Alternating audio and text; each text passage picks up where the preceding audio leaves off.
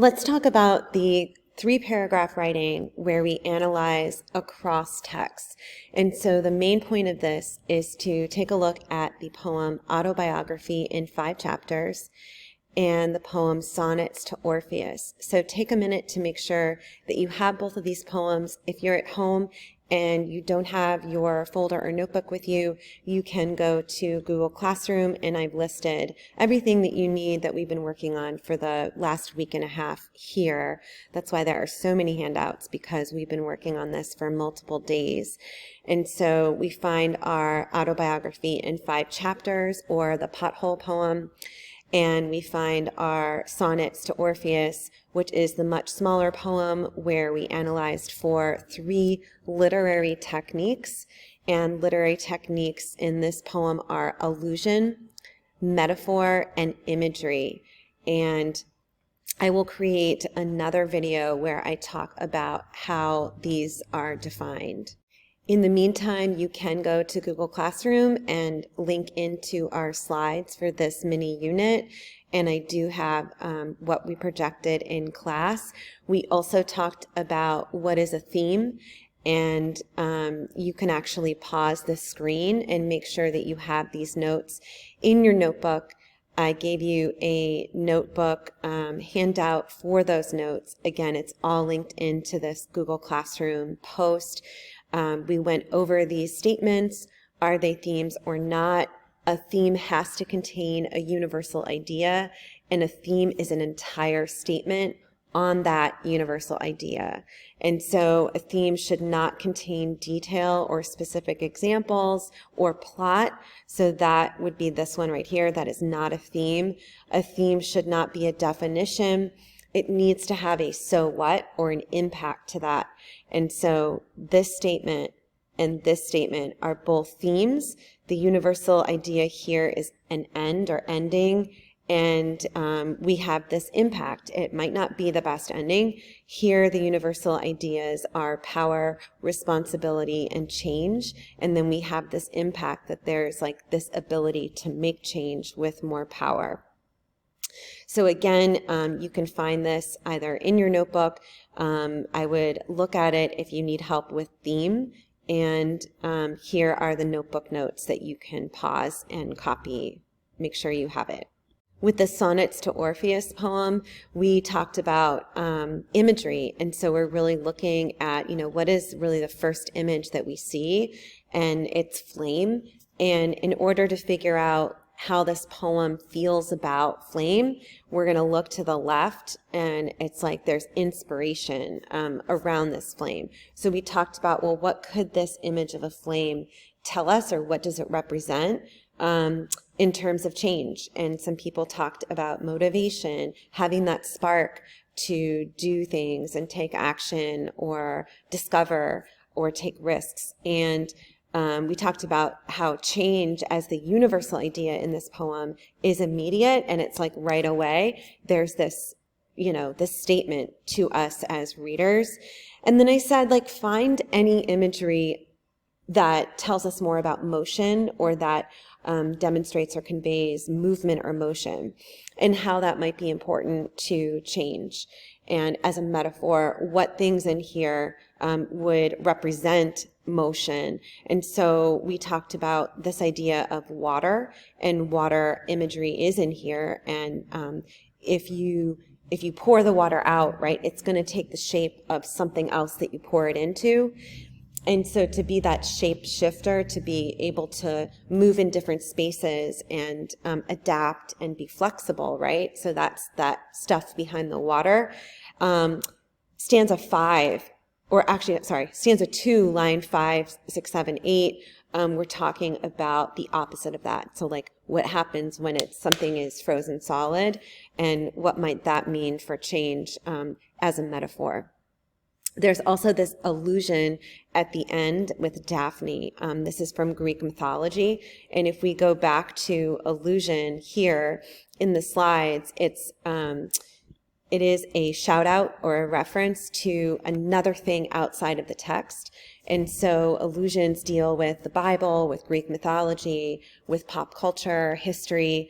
We also analyzed a Kendrick Lamar song to really see how he's so good with allusions, as are many rappers. They are great with their literary techniques, metaphor, imagery, and allusion. But this is like that, a subbing in of something that's not in the text to create a new meaning. And that's really the job of a metaphor as well. The metaphor is a comparison of two different things, unlike things, and the whole purpose is to create imagery and to give us a new idea.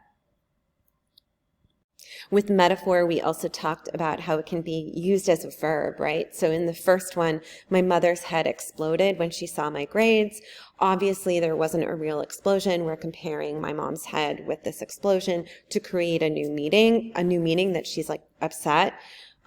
We also talked about finding with your eyes, like when you see something is something else, and those two things on the either side of the little word is are very different from each other, that's also creating a metaphor. My mother is a saint, so saint, mom, to create this new meaning about my mom. We talked about the same thing, but with the little word of in the middle of two things that are not related to each other to create a new meaning. And that is a metaphor in a nutshell. Imagery is just a fancy way of saying, like, what is the picture in your head when you read something? So imagery deals with detail, descriptive language. A lot of what we read in The Bombing of Black Wall Street at the very beginning with descriptive language is imagery. Imagery can just be the hot, shining sun on a beautiful June summer day, right? So I see like very specific words that I chose, but there's no metaphor in that. There's no different meaning that's combined with something else not like it. So sometimes imagery is not always metaphor, but metaphor always creates that image or imagery. So that's the key with that. If you find metaphor, you kind of get the 2-for-1. You can talk about imagery as well. So now we're going to go to our graphic organizer to really log what we're thinking about the two poems together. This is a grade 10 skill and standard to be able to analyze across two different texts and to come up with a theme statement. That theme statement is going to be the basis of your thesis statement for our 3-paragraph essay. So if the question is asking you, look, they both deal with change as a universal idea. So now decide, are the poems saying the same thing about this universal idea, or you think they're saying two different things about change? If you believe they're saying two different things about change, I want you to think, okay, what is this first poem, Autobiography in 5 chapters, what is this saying about change? And then go back to Orpheus. How is this different or similar? What is this saying about change as a theme? And on your organizer, I want you to write, do you think they're the same and why for each? If they're the same, you can just write it in one place. You don't have to write it underneath both poems. Same thing for theme. Develop what you think about each poem. What are they saying about change? And put that into a statement, similar to the themes that I gave you on your Do Now, which is right here. So how can you put what the Sonnets of Orpheus is saying into a statement? What is it saying about theme? And how can you put what Autobiography in 5 chapters is saying about theme? And you're going to put that here and here. If you're, again, thinking they say the same thing about theme, you can just put it in one place. You don't have to put it in 2. This essentially is going to be your thesis statement. So I know that some people this morning were saying, no, they're different. They're saying something different about theme. That is your claim. And so you're going to start your thesis that way. While both poems, talk about or deal with the idea of change, okay? Now that's your claim is coming up, that they're different. So you're going to say autobiography, and I'm going to do ... I'm not going to do the whole title, but I am going to put the title in quotes, because that's how we title a poem in our writing, conveys that change is whatever you think it is, compared to, again, Orpheus, not the whole title, but demonstrates how change. Now, you have to come up with this little idea about what is autobiography saying about change. That's where your idea goes here, what it's saying about change. And then you think, okay, what does the poem Orpheus say about change? And that goes here. And this is essentially a thesis statement for if you believe the poems are saying different things about change. If you believe the poems are saying the same thing about change, you could say both poems, autobiography and Orpheus, convey how change is, how change makes. But I really, so think about your strong verbs, how change encourages, how change motivates, right? So that is your thesis statement when you begin writing your 3 paragraphs for if you believe both poems say the same thing about change. There is no space for thesis here. This is just like a thinking map. But go ahead and you can write your thesis in just to center your thinking. So if I'm saying that they deal with different things about change, I'm going to remember my idea of why autobiography or how autobiography is different than this poem Orpheus. And this whole column is for how autobiography deals with change and how it's different from Orpheus. So the first thing I'm going to do for my technique 1 is I'm going to look at my tone wheel in my notebook. And if you don't have your notebook with you, please just take a screenshot of this tone wheel. And you want to look at your quote from the poem and you want to find that tone word in the middle or outer circle to push your vocabulary and your thinking. And you really want to say, okay, what does this mean? What does this word mean to me? And how can I break this word down? What are some synonyms of this word? And how does this word convey how it matches this claim that this poem is doing X, Y, and Z with change. And you're going to write that there, and then you're going to answer this. How does this tone relate to the universal idea and to the theme you identified in this poem? And then you're going to find another quote that has either metaphor, imagery, or allusion in autobiography. I'll give you a hint. Autobiography does not have allusion. There's no reference to something outside of the poem. And you're going to go ahead and answer these questions. And you can also think about that graphic where we looked at, and I'm going to go back to Google Classroom. If you go to your autobiography in 5 chapters, and you can pause and take a picture of this, we did analyze how the poem connects to this graphic, which demonstrates the cycle or process of change. And so that is part of the assignment that we worked on earlier this week. But this can inform your thinking and your reasoning, and you can connect this to your reasoning to extend your reasoning. And then you're going to do the same thing for the other poem, and you're going to work through. And then think which poem is more effective for the reader and why, and come up with some reasons. Maybe take a look at the detail. So while you're finding only 1 quote per poem, I do want you to pay attention to detail. And detail could be how is the poem arranged?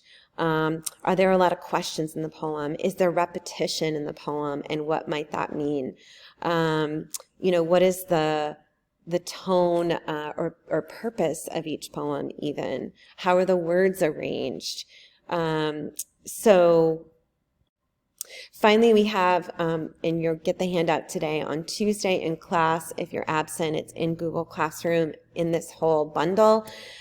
We have our prompt, and the prompt is taken from MCAS, exactly. So when you look at an MCAS essay prompt, you're going to see this stuff first. It comes exactly word for word from MCAS. And so, work through this. This is how you earn an A. And this is the actual prompt, again, modeled after an actual MCAS essay prompt. You're told to explain how each poem's theme is similar or different. You've already done that on your organizer. And make sure that you're including literary technique, at least one with one quote, to explain how it's similar or different. You've done that on the organizer. This one you did at the last section of the organizer. What is the impact on the reader? So if I'm thinking I need 3 paragraphs, right, and I already have the thesis, because the thesis we just did, it comes right here or here, depending on if you think they're similar or different. So we can write our thesis in, right? This is what it should include, and it does, the ones that we wrote. And here's what you need in each paragraph. So this topic sentence that stems from the thesis, how does poem 1 convey the theme of change? That is your topic sentence. You're basically taking it from your thesis and you're saying how poem 1 conveys the theme of change. And make sure you have this quote. This is how you cite the quote. We worked on the parentheses citation in our last writing for Bombing of Black Wall Street. And you're going to look at your reasoning guide, and your reasoning will be stronger if you use sentences from here. And you want 4. You'll notice that this is like the trick sentence that I used in the last one that really forces you to analyze specific words in the poem. I like that because you basically are forced to look at that quote. And the second paragraph would deal with how poem 2 conveys change. And the third paragraph, how are they similar or different, and what is the impact on the reader? So please let me know if you have questions, and I look forward to reading your ideas.